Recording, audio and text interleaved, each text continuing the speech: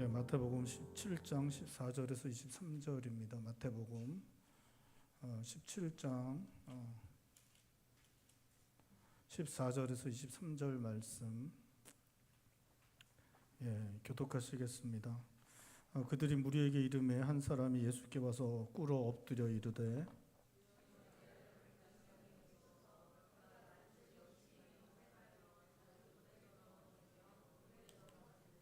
내가 주의 제자들에게 데리고 왔으나 능히 고치지 못하더이다.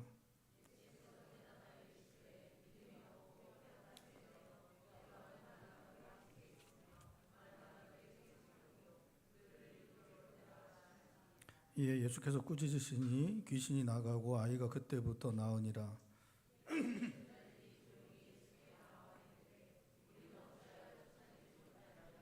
이르시되 너희 믿음이 작은 까닭이니라. 진실로 너희에게 이르노니 만일 너희에게 믿음이 겨자씨 하나만큼만 있어도 이 산을 명하여 여기서 저기로 옮겨지라 하면 옮겨질 것이요 또 너희가 못할 것이 없으리라.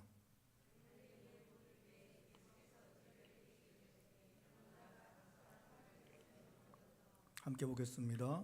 죽임을 당하고 제3일에 살아나리라 하시니 제자들이 매우 근심하더라. 아멘. 마태복음 16장 16절에 보면 예수님이 제자들을 향해서 너희는 나를 누구라 하느냐라고 물으십니다. 그러니까 베드로가 이제 대답하죠. 주는 그리스도시요 살아계신 하나님의 아들입니다라고 고백합니다.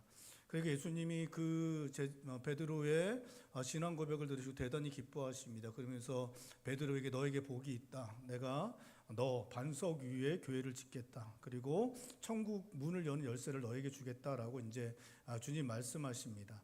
이 일이 있은 후에 주님께서 베드로와 요한과 야고보를 데리시고 산 위에 올라가셔서 변화되십니다. 변화되신 주님이 모세와 엘리야를 만나시는데 거기서 모세와 엘리야와 함께 하나님의 구원 계획에 대해서 말씀 나누시고 주님께서 이제 잡히시고 십자가에 죽임당하시고 사흘 만에 살아나실 것에 대한 말씀을 나누십니다. 이 모습을 본 베드로는 그 모습에 너무 기뻐하면서 이제 황홀경에 빠져서 예수님께 초막셋을 짓겠다고 합니다. 그러면서 여기서 잊자고 그렇게 말을 하게 됩니다. 그런 말을 하는 중에 하늘로부터 이는 내 사랑하는 아들이고 내가 기뻐하는 자다. 이 사람의 말을 들어야 된다라는 이야기를 이제 듣고 나서 모든 일들이 이제 그 산 위에서의 모든 일들이 이제 마치게 됩니다. 그리고 나서 예수님이 이제 베드로와 제자들 데리고 제자들에게 오시는데 오늘 본 말씀이 이제 시작되고 있습니다. 그래서 그 오늘 본 말씀에 한 사건이 이제 나타나고 있는데 한 사람이 자기 자녀가 귀신 들려서 그 많은 고통을 당하는 일들을 이제 당하게 되고 그 귀신 들린 자녀를 고치기 위해서 제자들에게 데리고 오지만 제자들이 귀신을 내쫓지 못하게 되었다라고 그렇게 말합니다. 그러면서 이 사람이 주님께 자기 자녀를 불쌍히 여겨서 귀신을 좀 내어 쫓아달라고 그렇게 이제 부탁드리는 그러한 일이 일어나고 있습니다. 주님께서 그 이야기를 다 들으시고 나서 제자들과 사람들을 향해 말씀을 하십니다. 17절인데 우리 17절 말씀 한 목소리 읽겠습니다. 17절 말씀 한 목소리 읽겠습니다. 예수께서 대답하여 이르시되 믿음이 없고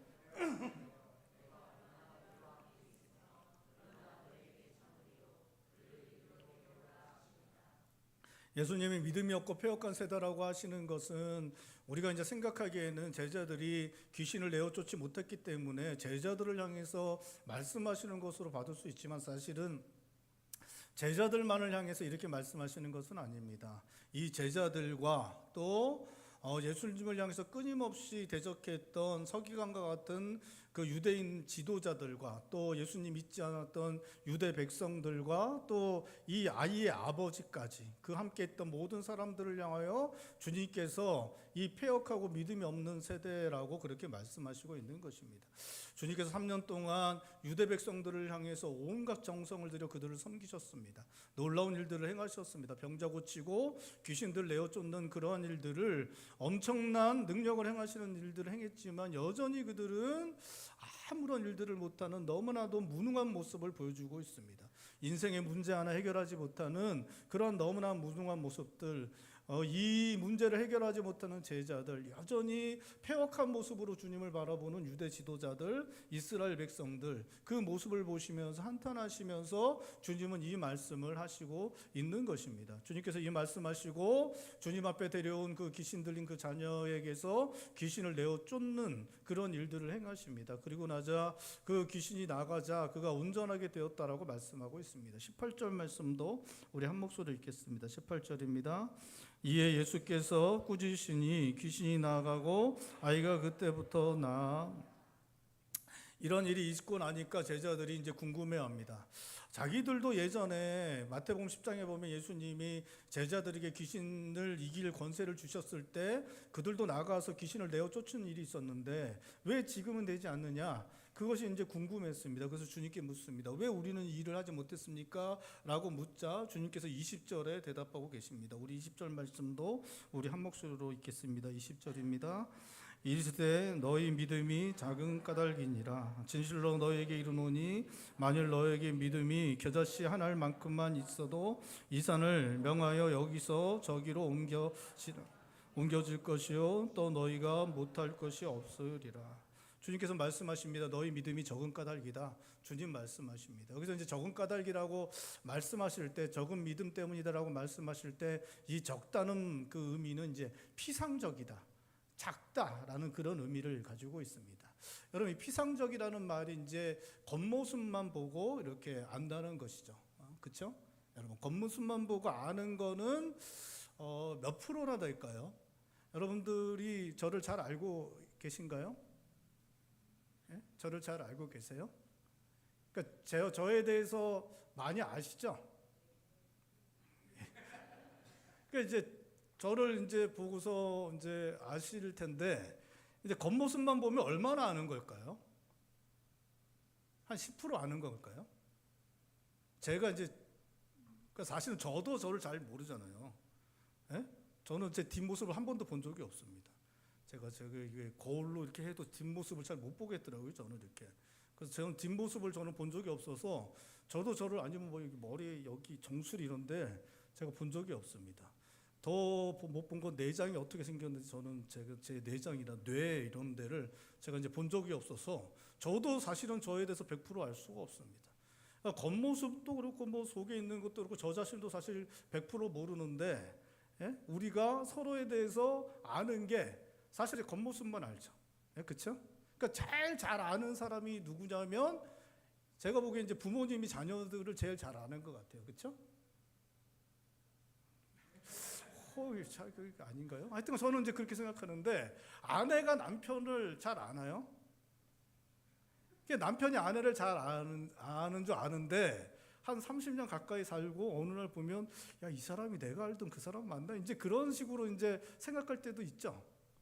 30년까지 살아가 보지 못하셔서 모르실지도 모르지만 어쨌든 그렇습니다. 그래도 제일 잘 아는 게 이제 부모가 자녀들, 어머니가 이제 아들이나 딸들 제일 잘 안다고 우리가 이제 이야기할 수 있죠. 근데 일반적으로 우리가 겉모습만 보고 안다 그러면 한 10% 정도 이렇게 아는 걸 겁니다. 그러니까 피상적으로 안다는, 오늘 주님이 말씀하시는 그게 너의 믿음이 적은 까닭이다라고 말씀하실 때 적다라는 의미는 피상적으로 안다라는 의미가 있거든요. 그러니까 이게 너희들의 믿음이 그냥 겉모습만 보고서 아는 정도에 불과하다. 너희들은 너무나 아는 게 부분적이고 지극히 적다라고 그렇게 말씀하고 있는 것입니다. 그럼 근데 이 말씀이 놀랍게도 제자들의 그 마태복음 16장 16절 이후에 이루어진 말씀입니다.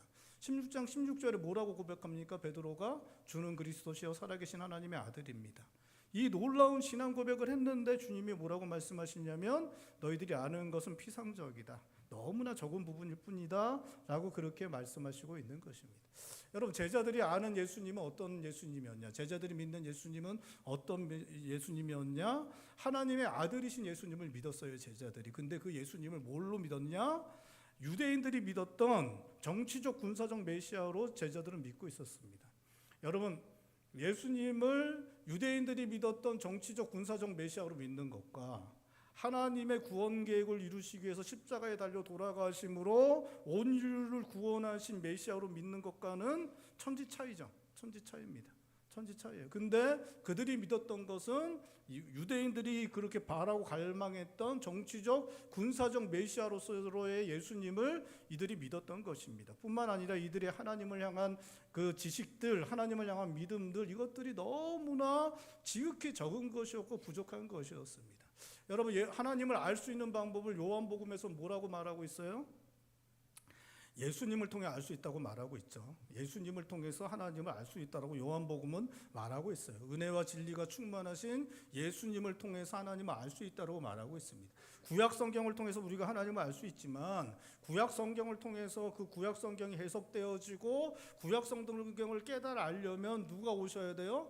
성령님이 오셔야 돼요. 성령님이 오셔야 돼요. 성령님이 오시기 전에 예수 그리스도를 통해서 우리가 하나님을 알 수 있었죠. 그러니까 예수 그리스도를 통해서 우리가 구약 성경에 나타난 하나님을 알 수 있는데 제자들이 구약 성경을 많이 알고 있긴 했지만 하나님을 아는 지식이 너무나 부족했던 것입니다. 너무나 그 적은 부분이었고 그렇기 때문에 온전하지 못했고 주님이 말씀하십니다. 너희들이 알고 있는 하나님, 너희들이 알고 있는 믿음은 지극히 적은 것이고 그렇기 때문에 너희 믿음이 온전하기만 하다면 온전한 믿음이 겨자씨만큼만 있어도 이 산을 명하여 저기로 가라 하면 그렇게 옮겨질 것이다.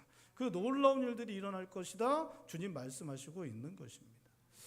여러분, 우리가 하나님을 아는 방법은 몇 가지가 있습니다. 우리가 하나님을 아는 방법은 첫 번째는 성경을 통해서 우리가 하나님을 알 수 있습니다. 우리가 성경을 통해서 하나님 알려면 우리가 반드시 성령 하나님의 도우심을 받아야 합니다. 예수님이 이 땅에 계셨을 때는 예수님께서 우리를 하나님께로 인도하셨습니다. 근데 예수님이 이 땅에 계세요? 안 계세요? 더 이상 계시지 않습니다. 예수님이 가시면서 뭐라고 말씀하셨습니까? 내가 가고 나면 누가 오신다고요? 보혜사 성령님께서 오실 것이다. 보혜사 성령님은 누구의 영이세요? 예수님의 영입니다. 하나님의 영, 예수님의 영이십니다. 그 보혜사 성령께서 오셔서 우리를 가르치시고 깨닫게 하실 것이다. 그렇게 주님께서 말씀하셨습니다. 우리는 성경을 통해서 하나님을 알 수 있습니다. 그때 반드시 성령의 도우심을 받아야 합니다. 우리가 또 한 가지는 하나님 만드신 창조 세계를 통해 하나님을 알 수 있습니다. 창조 세계를 통해 하나님을 알 수 있고 창조 세계 가운데 일어나는 일들을 통해 하나님께서 창조 세계 가운데 행하시는 일들을 통해 하나님을 알 수 있습니다. 또 한 가지 하나님께서 믿는 자들을 통해 역사하시는 그 놀라운 일들을 통해 우리가 하나님을 알아갈 수 있습니다. 우리가 하나님을 알기 위해서 하나님 앞에 나아갈 때 하나님을 알 수 있습니다. 우리가 그 모든 것들을 통해 하나님을 알아갈 수 있는 것입니다. 그리고 그 하나님을 알아가는 지식이 온전해질 때 그 온전한 지식을 통하여 온전한 믿음에 이르고 그 온전한 믿음을 가지고 우리가 겨자씨만한 온전한 믿음이 있을 때 하나님께서 놀라운 일들을 우리 가운데 이루어 주신다라고 말씀하고 있는 것입니다. 여러분, 그 하나님을 알아가는 일에 얼마나 많은 시간을 들이시고 있습니까? 여러분 공부 많이 하시죠, 그렇죠? 예, 그렇죠. 여러분들 공부 많이 하시죠? 여러분 그 경제적인 거 공부 많이 하시죠? 주식 공부 좀 하세요? 예? 주식 공부 좀 하세요? 예?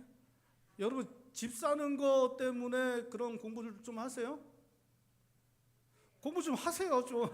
좀 공부 좀 하십시오. 여러분 주식도 좀 공부하고 집 사고 팔고 뭐 이런 것도 하고 좀 그런 공부도 좀 하십시오, 여러분. 여러분 저기 그 미국이 그 이자율을 안 내린다 그러잖아요. 예? 관심들이 없으시죠? 대출 이자를 받으신 게 없으니까. 여러분 이런 것들 공부를 우리가 좀 많이 해야 되죠. 하고 있죠. 하고도 있고 그렇죠. 이번에 뭐 의료 대란이 일어나서 국가적으로는 좀 큰 문제지만 어쨌든 이제 의사들 그 의대가 증원이 되니까 뭐 의료 대란을 떠나서 부모님들은 이제 아이들 학교 보내는 것 때문에 이제 그 어떻게 변할까에 대해서 공부들 많이 하시잖아요, 그렇죠? 관심들도 많이 가지시고 공부들도 많이 하십니다. 자녀 교육을 어떻게 할 것인지 공부들 많이 하시고 그렇게 하시죠.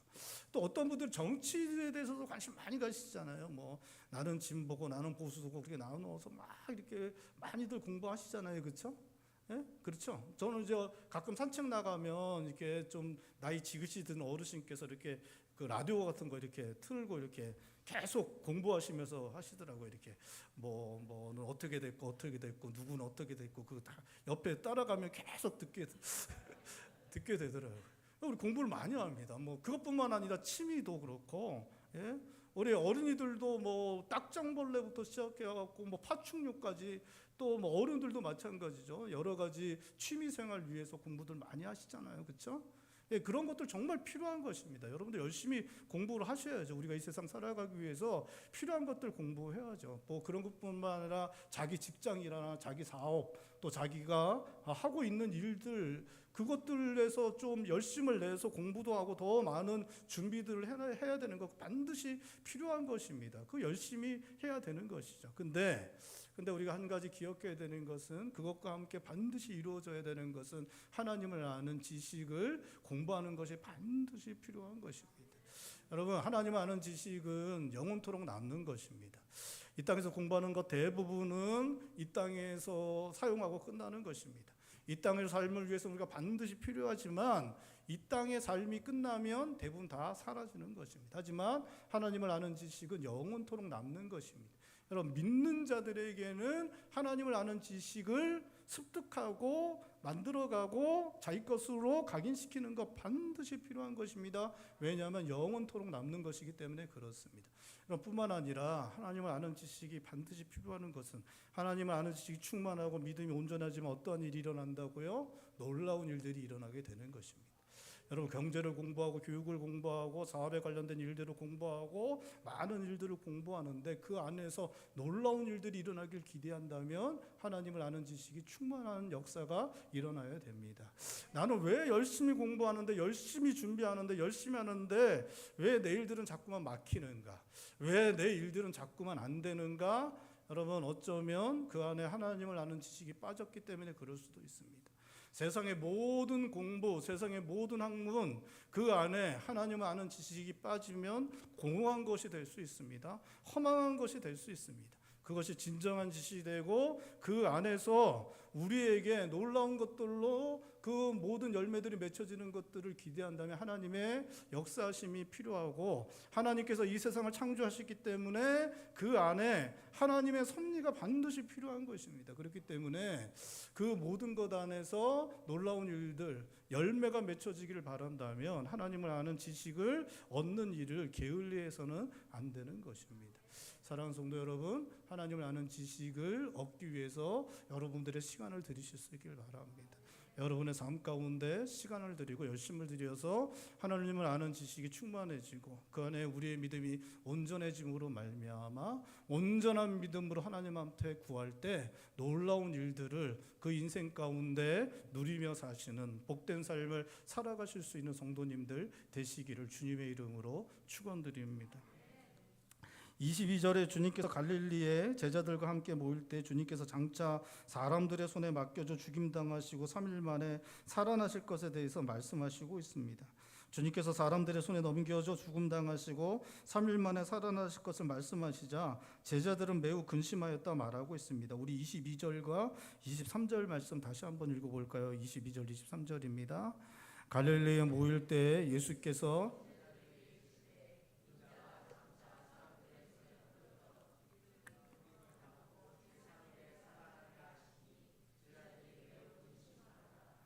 주님께서 죽으시고 다시 살아나실 것에 대해서 말씀하시고 있는데, 오늘 본 말씀은 주님이 이 일에 대해서 두 번째 말씀하시는 거예요. 이제 복음서에 드러난 것으로만 보면 첫 번째 말씀은 마태복음 16장 21절에 주님이 말씀하십니다. 베드로가 그 놀라운 신앙 고백을 하고 난 이후에 주님께서 이루실 구원 계획에 대해서 말씀하시기 시작하시고 그 산에 올라가서는 모세와 엘리야와 함께 구원 계획을 이루실 것에 대해서 말씀하시는 것들을 제자들에게 보여주십니다. 그리고 오늘 본 말씀에 또다시 이렇게 말씀을 하시고 있습니다. 첫 번째, 주님께서 내가 이제 대제사장들 장로들에게 잡혀서 고난 당하고 십자가에서 죽고 다시 3일 만에 살아날 것을 말씀하셨을 때 그때 베드로가 이제 나서죠. 바로 조금 전에 주는 그리스도시요 살아계신 하나님의 아들입니다라는 위대한 고백을 했었는데 바로 나타나서 주님께 항변하면서 그런 일 주님께 미치지 못할 것이라고 말씀을 드립니다. 그러니까 주님이 베드로에게 뭐라고 말씀하십니까?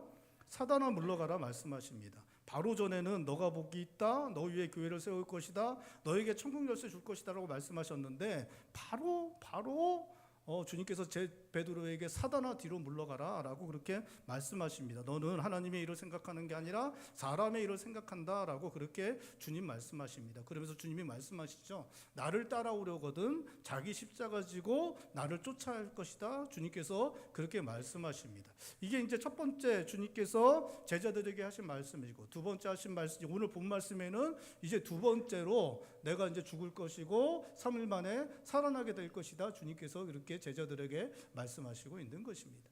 여러분, 이렇게 사람이 죽었다 살아나는 것, 그것은 진짜 너무나 놀라운 일입니다. 그죠? 사람이 죽었다가 살아나는 것, 이러한 일이 있을 수가 없는 것이죠. 너무나 놀라운 일입니다. 근데 주님은 공생의 사역 가운데 그 놀라운 일들을 행하셨습니다. 주님은 병자들을 고쳤습니다. 죽어가는 자들, 손 쓸 수 없는 자들 고치는 일들을 주님은 계속해서 하셨습니다. 그리고 가장 놀라운 일을 행하셨는데 죽은 나사로를 살리셨습니다. 죽은 나사로가 그냥 이제 그 유두고라고 사도행전에 보면 바울이 이제 말씀에 열심히 있으니까 말씀 전하니까 그냥 밤 늦게까지 그냥 했어요. 그냥 말씀을 제가 그냥 한번 시작하면 한 2-3시간 하면, 그러면 여러분들 어떻게 하시겠습니까? 제가 2-3시간 하면 여러분 어떻게 하시겠어요? 주무시겠죠. 에? 주무시겠죠. 그렇죠? 유두고도 밤늦게까지 그냥 거의 새벽까지 그냥 바울이 그냥 말씀을 전하니까 유두고도 하루 종일 일하고 와서 자리에 앉을 데 없어서 3층 난간에 앉아서 설교 듣다 그 말씀 듣다가 어떻게 되면 졸다가 조는 것을 끝나는 게 아니라 푹 잤죠. 푹 자다가 결국 어떻게 됐습니까? 거기서 떨어졌어요. 떨어져서 어떻게 됐습니까? 갑오지게 사람들이 죽었더니 이제 바울 사도가 어떻게 합니까? 이게 엎드리죠. 엎드려서 안아주고 그러더니 일어나서 하는 얘기 뭐예요? 안 죽었다 살았다 그랬죠. 그러면서 어떻게 그 유도가가 청년이 살아났고 그 지역에 있는 사람들이 많은 위로를 받았다. 이렇게 말씀이 끝나고 있는데, 이 나사로는 그 정도가 아니죠. 그냥 죽었다가 죽은 사람을 이렇게 살린 정도가 아니라 나사로는 어디까지 들어갔어요? 무덤 안에 들어가 있어요. 무덤 안에 들어가서 거기 매장 완전히 되고 다 끝났다라고 했었는데 주님이 어떻게 했습니까? 그 나사로 어떻게 해요? 돌을 옮기라 그러고 나사로야 나와라 그러니까 나사로가 어떻게 합니까? 살아서 나오고 다 그 매장했던 모든 것들을 다 수건들을 풀어주고 그렇게 다시 이제 살아나는 그 놀라운 일들을 행하십니다. 그 놀라운 일들을 행하셨던 주님이 제자들에게 뭐라고 말씀하시냐면 내가 그렇게 할 것이다. 내가 죽었다가 3일 만에 그렇게 다시 살아날 것이다. 주님 말씀하십니다. 첫 번째 그렇게 말씀하셨을 때는 믿지 못하겠죠. 그리고 이제 두렵겠죠. 그렇죠? 첫 번째 그 얘기 들었을 때는 감당이 안 됐을 것입니다. 근데 이제 두 번째쯤 얘기하시니까 이때는 좀 어떻게 해야 돼요? 제자들이 두 번째는 이제는 좀 받아들일 만한, 첫 번째 때는 이제 그랬지만 두 번째 또 말씀하시니까 또 그런 일도 직접 하셨으니까 우리 주님이 다시 살아나시겠구나 그런 생각을 하고 받아들일 만하고 주님 제가 믿겠습니다라고 제자 중에 한두 명이 그렇게 나설 만한데 그렇게 하지 않습니다. 제자들은 어떻게 했냐? 근심하였다라고 그렇게 말하고 있습니다.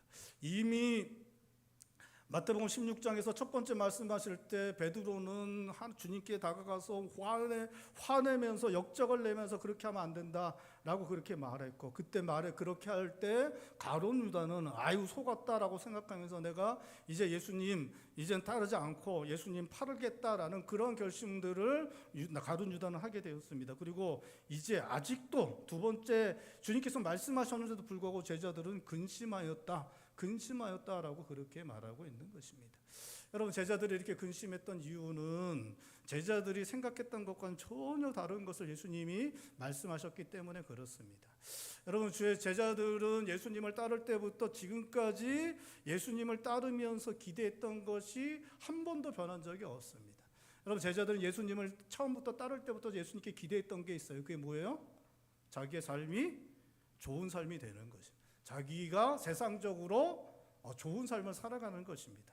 그래서 예수님을 따르면 예수님이 위대한 랍비고 위대한 스승이니까 따르면 많은 것을 얻어서 자기가 살아가는데 유익을 얻을 수 있을 거라고 생각했어요. 그러니까 따르다 보니까 예수님이 뭐까지 될 수 있었어요? 임금까지 될 수 있을 거라는 생각이 들었습니다. 그래서 이 사람들이 보니까 주님은 누구예요?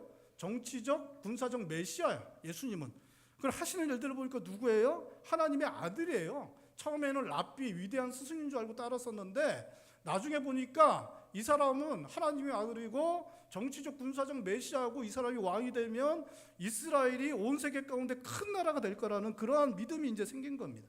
처음에는 꿈이 작았습니다. 그냥 이 분을 따르다 보면 자기도 잠도 피고 자기도 이제 좋은 삶을 인정받는 삶을 살 수 있을 거라고 생각했는데 따르다 보니까 이 양반은 하나님의 아들이고 메시아이고 그 군사적 정치적 메시아이기 때문에 왕이 될 사람이고 왕이 된 다음에 자기들이 오른편 왼편에 앉아서 1인자 2인자 되고 국무총리 되고 뭐 그런 꿈들을 이 사람들이 꾸게 됐는데 이게 처음부터 끝까지 변한 적이 없습니다.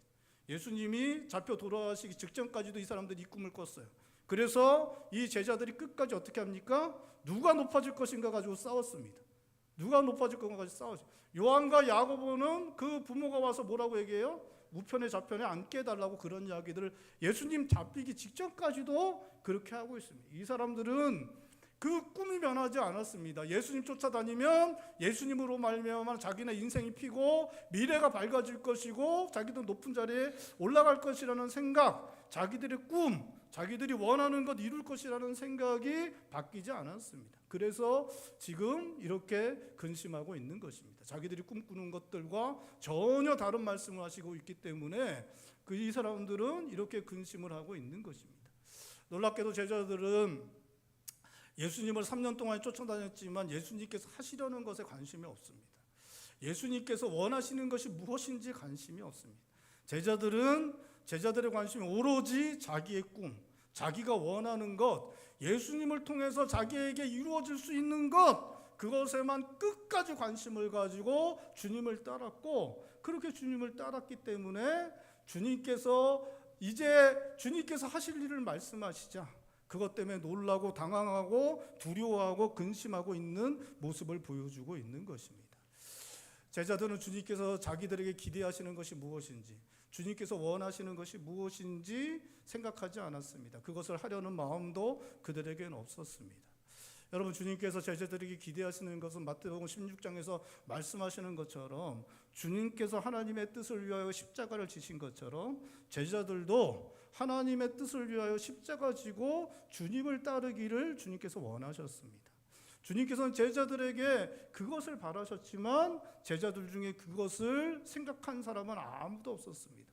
끝까지 주님께서 유대인들이 원했던 메시아, 정치적 군사적 메시아인 줄 알고 그렇게 주님께서 정치적 군사적 메시아가 되어 자기들의 꿈꾸는 것을 이루어 줄 것만을 바라는 그러한 모습들이 제자들에게 있었고, 그래서 그들이 이렇게 근심하며 걱정하는 모습을 보여주고 있는 것입니다. 여러분, 자기 십자가 지고 십자가 지신 주님을 따르는 것, 그것이 주님께서 우리들에게 기대하시는 것이고 제자들에게 기대하셨던 것입니다. 자기 십자가 지고 십자가 지신 주님을 따르면 자기를 부인하여야 합니다. 자기를 내려놓아야 합니다. 남편 앞에서, 아내 앞에서, 자녀들 앞에서, 성도들과 함께 살아가는 사람들 앞에서 자기를 부인하고 자기를 내려놓을 수 있어야 합니다. 하나님 나라 바라보면서, 구원의 문이 열릴 것을 바라보면서 십자가 지는 삶을 살아가는 것, 주님께서 제자들에게 기대하시는 것이고 우리들에게 기대하는 것입니다. 여러분, 제자들이 어떤 삶을 살았느냐, 우리가 잘 알고 있는 것처럼 자기들의 꿈을 위해서 산 것이 아니라 예수님께서 기대하셨던 삶을 결국 살아가게 됩니다.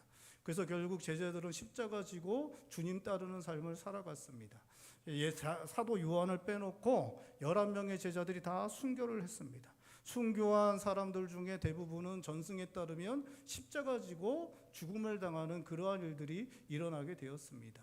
베드로도 전승에 따르면 십자가를 거꾸로 지고 그렇게 죽음을 당하였다라고 그렇게 성경은 말씀하고 있습니다. 여러분, 제자들이 자기 꿈을 위해서 살았으면 어떻게 되었을까? 우리가 한번 상상을 해보면 참 쉽지만은 않은 삶을 살았을 것입니다. 여러분, 제자들이 자기의 꿈을 이루었다고 해도 별반 그렇게 좋은 삶은 아니었겠지만 아마 대부분 자기 꿈꾸는 것 이루지 못했을 것입니다. 여러분, 로마 제국 때 평균 수명이 몇 살까지였냐면 28살이었다고 해요. 로마 제국 때 평균 수명이 28살이었다고 합니다. 그 당시에 위생이 너무 안 좋아서 태어나면 죽는 아이들이 너무나 많았고, 그리고 그 당시엔 전쟁, 기근, 사회적 안정망이 구축되지 않았기 때문에 젊어서 죽는 사람들이 그렇게 많았다고 합니다. 그래서 평균 나이가 30세를 넘지 못하고 죽는 그런 엄혹한 시절이 로마 제국 시대였습니다. 유대인들은 어떤 삶을 살았냐? 로마 제국의 식민지로 살았습니다. 너무나 가난했어요. 여러분, 성경에 복음서에 거지들이 그렇게 많이 등장하는 게 실제로 그렇게 거지들이 많았고, 한 데나리온, 하루 품삯에 대한 이야기들이 그렇게 많은 게 하루 벌어 하루 먹는 사람들이 대부분이었기 때문에 그렇습니다. 예루살렘에 명절이 되면 그렇게 거지들이 많이 모여들었다고 합니다. 그렇게 힘든 시절을 살았습니다. 그 힘든 시절에 자기 꿈을 이루기 위해 제자들이 살았다면 얼마나 힘들고 쉽지 않은 삶을 살아갔겠습니까? 그런데 제자들은 그런 삶을 산 것이 아니라 주님께서 기대하시는 삶을 살았습니다. 자기 십자가 지고 주님 따르는 삶을 살았습니다. 그 삶은 힘들고 어려운 삶이었습니다.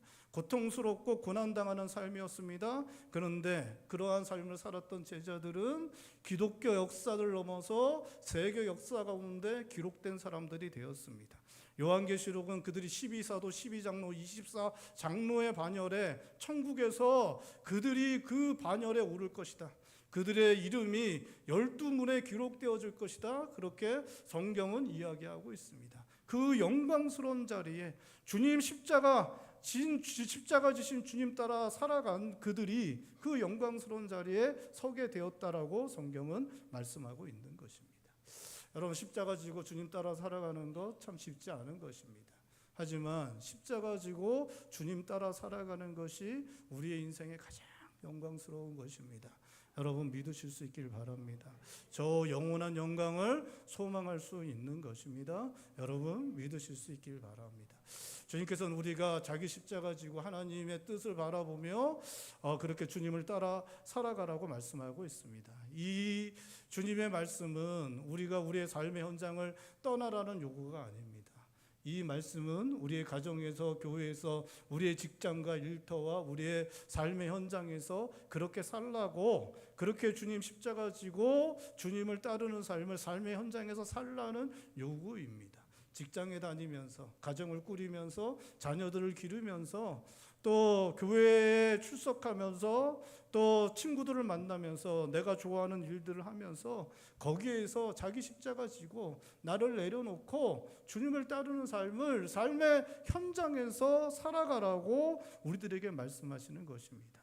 그렇게 살아갈 때 그 안에서 하나님의 선하신 뜻이 이루어질 것이고, 그것이 우리에게 영광스러운 삶이 될 것이고, 하나님의 나라에, 하나님의 책에 기록되는 영광스러운 일이 될 것이라고 우리들에게 말씀하시고 있는 것입니다. 사랑하는 성도 여러분, 자기 십자가 지고 주님을 따라가시는 성도님들 되시기를 바랍니다. 여러분, 자기 십자가 지고 주님 따를 때에 우리의 삶 가운데 이 땅에서 너무나 복되고 아름다운 일이 이루어지게 됩니다. 여러분, 자기 십자가 지고 주님 따르는 자들은 이 땅에서 온전한 성품에 이르는 일들이 일어나게 됩니다. 자기 십자가 지고 자기를 내려놓고 주님 따르는 자들은 예수님 닮아가는 그러한 일들이 일어나게 됩니다. 여러분, 한 해 한 해 지나갈수록 우리가 이제 더 선하고 아름다운 모습으로 이렇게 변화되면 참 좋겠죠? 예. 근데 이제 어르신들 앞에서 제가 이런 말씀 드리는 게 참 죄송하지만, 저는 우리 어르신들은 안 그렇지만 저는 한 해 한 해 들어갈수록 고집만 늘어나는 것 같더라고요. 이게 고집스럽고, 제가 고집스럽고, 제가 맞다고 생각하는 거는 맞다고 그냥 생각이 되더라고요. 그렇게 맞다고. 뭐 저랑 다르시겠죠? 뭐 저랑 다르실 텐데. 저랑 다르실 거라고 생각합니다. 예?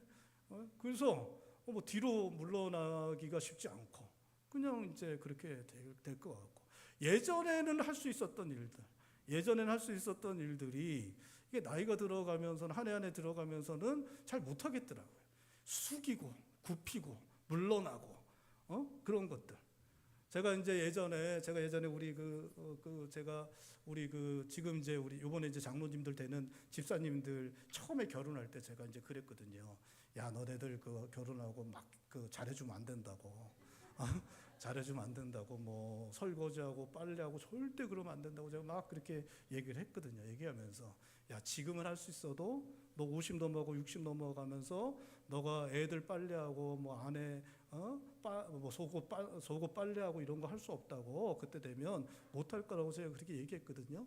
그때 이제 저도 이제 40대였는데 저도 50도 안 됐으면서 그렇게 얘기를 했었는데 그게 맞더라고요. 제가 지금 보니까 예전에는 저도 젊었을 땐 할 수 있었던 일도 지금 나이 드니까 제가 이제 잘 안 되더라고요. 이게 나이가 들면서 좋아지는 게 아니라 사실 별로 안 좋아지더라고요. 이렇게 성품도 이렇게 고집스럽고 막 이렇게 좀 그렇습니다. 여러분, 우리가 성품이 더 좋아지고 더 온전해지는 것만큼 우리 인생에서 중요한 것은 없습니다. 사람 인생에서 가장 좋은 것이 무엇이냐? 우리의 변화입니다. 여러분, 인생에서 가장 좋은 게 뭐냐? 사람의 변화죠. 그렇죠? 여러분, 여러분들이 올 한해 처음에 시작하면서 내가 한 5kg, 10kg 뺐으면 좋겠다, 그렇게 이제 생각한 분들 있죠. 그래서 지금 만약에 이 생각대로 5kg가 빠졌다고 쳐봐요. 그럼 얼마나 좋습니까? 그죠? 안 돼서 문제지. 네? 그렇잖아요. 한 10kg 빠져서 제가 원하던 몸매를 이렇게 가졌다. 그럼 얼마나 좋아요. 그렇죠? 그게 진짜, 그게 우리가 변화되는 거가 사실 우리에게 가장 큰 기쁨입니다. 가장 좋은 것이죠. 예? 우리의 인생을 통해서 우리 안에 우리가 온전함으로 변화되면 그것만큼 우리에게 중요한 것도 사실 좋은 것도 없는 것입니다. 근데 그것이 어떤 것을 통해서 이루어질 수 있냐? 자기 십자가를 지면서 자기를 내려놓는 그런 삶을 살아갈 때 우리가 예수 그리스도를 닮아가는 것입니다. 자기 십자가 지고 자기를 내려놓고 주님을 따라갈 때 우리가 예수 그리스도처럼 변화되는 일들이 우리 가운데 일어나는 것입니다. 자기 십자가 지지 않고 내 하고 싶은 대로 내 마음대로 하고 그냥 진짜 내 성깔대로 다 하면 여러분 더 나빠지는 것밖에 없습니다. 사람은 더 나빠지는 것밖에 없습니다. 자기 십자가 지고 하나님의 뜻을 헤아리면서 주님 따르기 위해 자기를 내려놓고 자기를 꺾고 하나님 뜻 앞에 순종하고 굴복할 때 우리가 예수 그리스도처럼 변화되는 일들이 우리 가운데 일어나게 되는 것입니다. 자기 십자가 지고 주님 따르는 사람에게 이 땅에서도 예수 그리스도를 닮아가는 놀라운 일들이 일어나고 그렇게 살아가는 자들에게 하나님의 뜻이 이루어지고 그 하나님의 뜻이 이루어진 자들에게 영원한 영광을 소망할 수 있는 일들이 일어날 수 있는 것입니다. 사랑하는 성도 여러분, 자기 십자가 지고 주님을 따라가실 수 있는 그런 삶을 살아가시는 성도님들 되실 수 있길 바랍니다. 그래서 우리가 다 마지막 날에 주님 앞에 이르고 주님의 영광의 날에 서로 기뻐하며 주님께 찬양하는 자리에 우리가 다 함께 서실 수 있는 성도님들 되시기를 주님의 이름으로 축원드립니다. 기도하시겠습니다. 우리 전에 기도할 때 하나님, 우리도 주님처럼 하나님의 뜻에 순종하여 우리에게 주어진 십자가 지고 십자가 지신 주님 따라가게 하여 주시옵소서. 그것을 통해서 우리들에게 주어지는 그 좋은 것들, 영광스러운 것들 믿음으로 바라보고 그렇게 따라가게 하여 주시옵소서. 주님, 우리가 우리에게 주어진 십자가 지고 따라가서 우리 가정에 하나님의 뜻이 이루어지고 우리 남편에게, 아내에게, 우리 자녀들에게 하나님의 뜻이 이루어지고 우리 교회 가운데 우리가 살아가는 곳에 하나님의 뜻이 이루어지고 우리는 그 과정을 통해 예수 그리스도처럼 변화되는 일들이 일어나고 이 땅의 것으로 끝장나는 것이 아니라 저 영원한 것들을 소망하는 그러한 복된 삶을 살아가는 저희들 되게 하여 주시옵소서. 오직 한 목소리로 함께 기도하겠습니다. 기도합니다.